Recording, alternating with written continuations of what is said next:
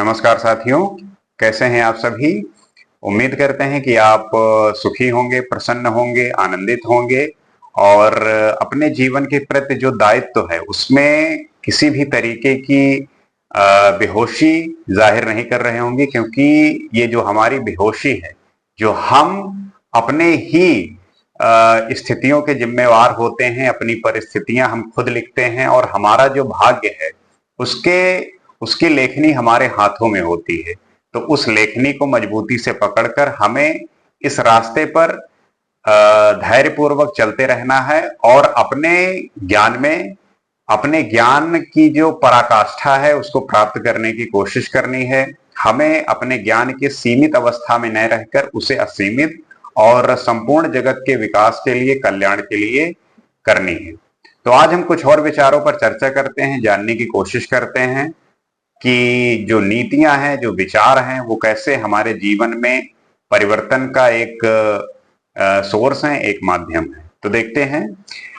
मुक्तिम इच्छसि चेतात विषयान विश्वत त्यज, क्षमा अर्जवम दया शौचम सत्यम पीयूषवद भज। अर्थात यदि तू मुक्ति चाहता है तो बुरे व्यसनों और बुरी आदतों को विष के समान समेटकर उनका त्याग कर दे और क्षमा, सहनशीलता, धैर्य, शुद्धि और सत्य को अमृत के समान ग्रहण कर। अगर आपको अपने जीवन में क्षमा, सहनशीलता, धैर्य, शुद्धि और सत्य को ग्रहण करना है तो अपने अंदर की जो भी बुरी आदतें हैं उनको त्यागना होगा। यदि तुम्हें मुक्ति की इच्छा है तो विषय भोगों को विष के समान समेटकर उनका त्याग कर देना चाहिए और सहनशीलता, धैर्य, विनम्रता, ईमानदारी, उदारता, दया, पवित्रता और सत्य को अमृत के समान समझकर पी लेना चाहिए, अर्थात उन पर आचरण करना चाहिए। मनुष्य को मोक्ष की प्राप्ति के लिए दुर्गुणों की समाप्ति कर देनी चाहिए और सहनशीलता, दया, क्षमा, शुद्धि आदि की भावना को अपनाना चाहिए। इन्हीं बातों से उसका जीवन सफल हो सकता है, इससे मोक्ष की प्राप्ति हो सकती है। आपके अंदर जो सकारात्मक बदलाव है वो आपके अंदर जो नकारात्मक गुण हैं उन्हें सबसे पहले तो त्यागना होगा। क्योंकि कभी कभी होता क्या है, या ऐसे ही जनरली होता है कि आप सोचते हैं कि हमारे अंदर वो नेगेटिव जो हमने एक दायरा बना रखा है वो भी बना रहे और आपके अंदर कुछ सकारात्मक गुण भी रहे। नकारात्मक गुण, सकारात्मक गुण जब दोनों साथ में चलेंगे तब आपका संपूर्ण विकास, तब आपका संपूर्ण जो टोटली ग्रोथ है, जो कंप्लीटली ग्रोथ है, वो कैसे होगा। आप हर चीज को बैलेंस करने की कोशिश करते हैं कि ऐसा भी हो जाए, वैसा भी हो जाए।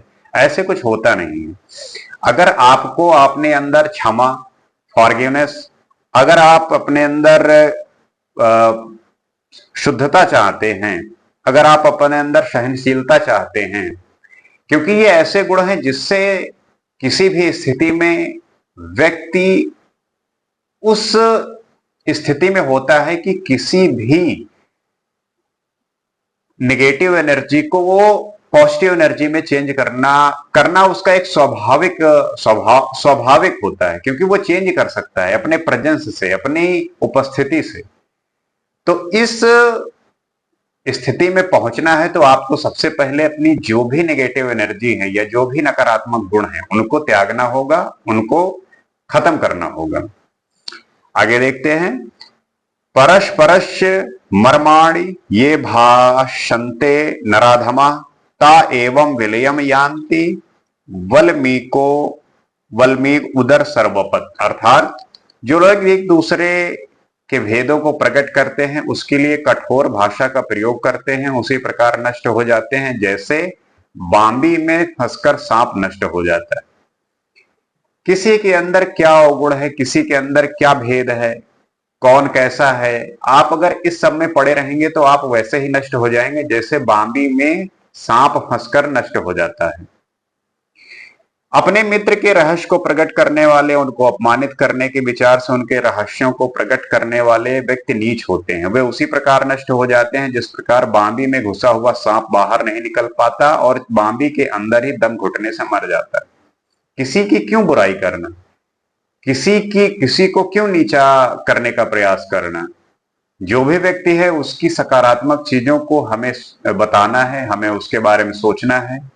और किसी भी व्यक्ति के अंदर जो भी अशुद्धियां हैं, अगर आप उसको चेंज कर सकते हो तो चेंज करने का प्रयास करो, नहीं करना तो उसकी जो भी निगेटिविटी है, जो भी अवगुण है, किसी दूसरे से क्यों बताना या किसी दूसरे के सामने क्यों प्रकट करना। अगर आपका कोई मित्र है, कोई भी संपूर्ण गुणों से युक्त नहीं होता, कुछ ना कुछ अवगुण हो सकते हैं, तो हमें क्यों जाहिर करना किसी के सामने कि कोई व्यक्ति ऐसा है। कोई व्यक्ति जैसा है वो ठीक है, अगर वो इस बात को समझ गया कि जो हमारे अंदर अशुद्धियां हैं हमें ठीक करना है, वो ठीक ही कर लेगा। लेकिन हम करते क्या है कि हम बुराइयां करते हैं, हम दूसरों की चुगली करते हैं, और इस चुगली से किसी दूसरे को फायदा नुकसान हो या न हो, नहीं, आपको जरूर नुकसान होगा। आप फिर वैसे ही आपकी हालत होगी कि जैसे सांप बांबी में जाता है तो उसके अंदर से वो निकल नहीं पाता, वो उसी में फंस के मर जाता है, वैसे ही आपकी स्थिति होगी। तो आपको किसी भी तरीके की आलोचना से बचना चाहिए, क्योंकि ये समाज एक सकारात्मक एनर्जी की तलाश में है, उसको ऐसी ही ऊर्जा की आवश्यकता होती है, तो इसे उसे उसी तरीके से फुलफिल करने का प्रयास करना चाहिए। आगे देखते हैं।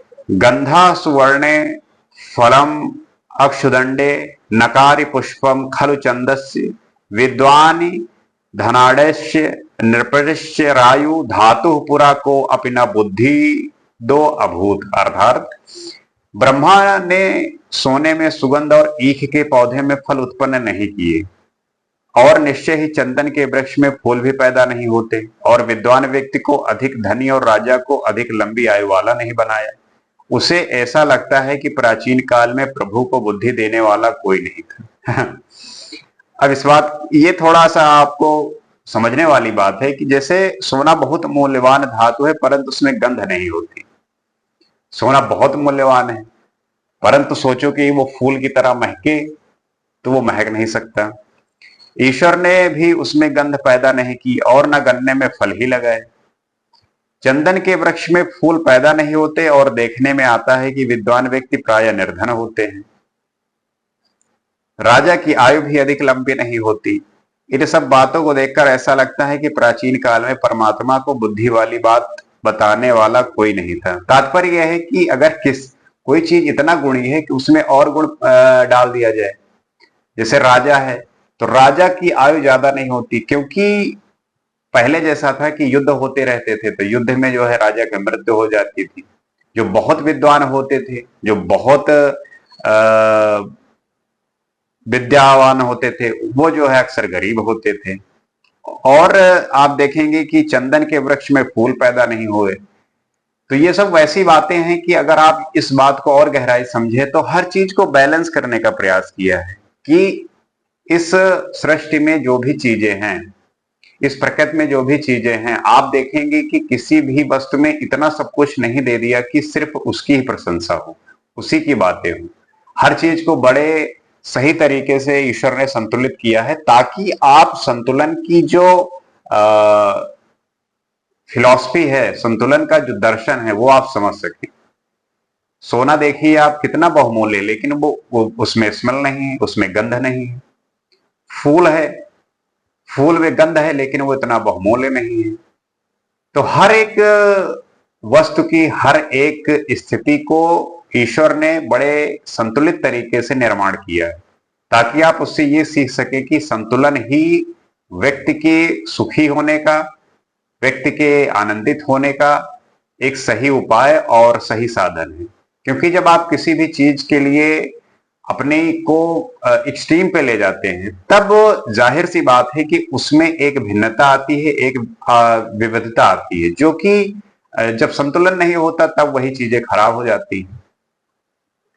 तो इस स्थिति को समझते हुए कि जो संतुलन का नाम है वही एक परफेक्ट, एक सही जो एक परिभाषा होती है जीने का, रहने का, सोचने का, वो कारण बनती है।